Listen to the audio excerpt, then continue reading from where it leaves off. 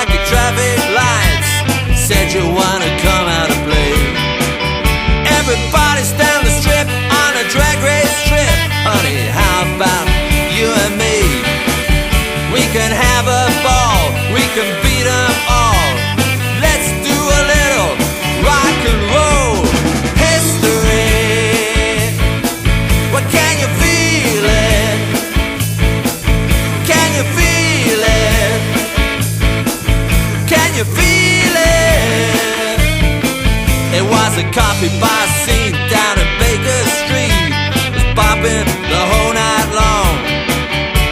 I saw you by the stand, I took you by the hand, and honey, we started dancing.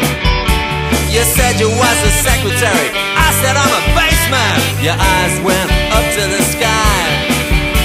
You said you're just a fool, it's not even cool. I don't care, I wanna do some rock and roll history. Well, can you feel it? Can you feel it? Can you feel it?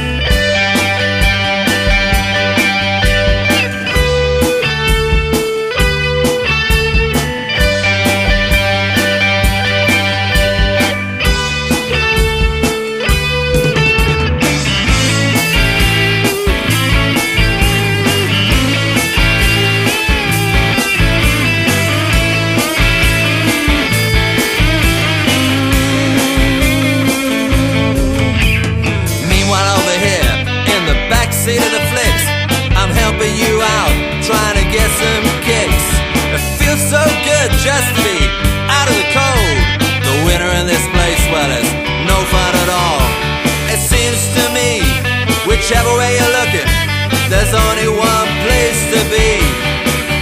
You can walk the line till the day you die.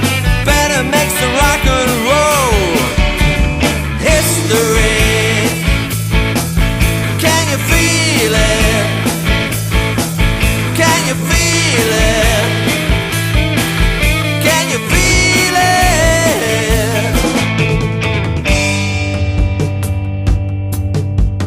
Wow, wow, wow, wow, wow.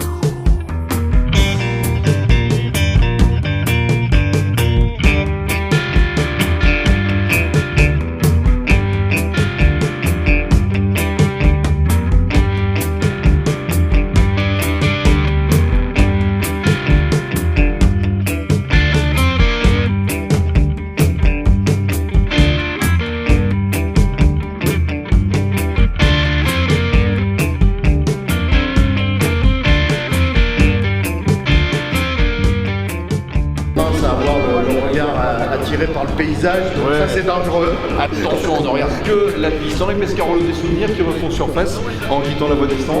Les virages, les grandes traits à tourner sur ce circuit, c'était comment? C'est un peu comme le Nürburgring, chaque tour c'était une nouvelle aventure, parce qu'il y avait vraiment tellement de difficultés qu'on espérait trouver sur un circuit, c'est-à-dire des endroits rapides, des endroits lents, une vitesse de pointe très élevée, du relief, des montées, des descentes, et tout ce qu'on espérait trouver et qu'on adorait. Oui.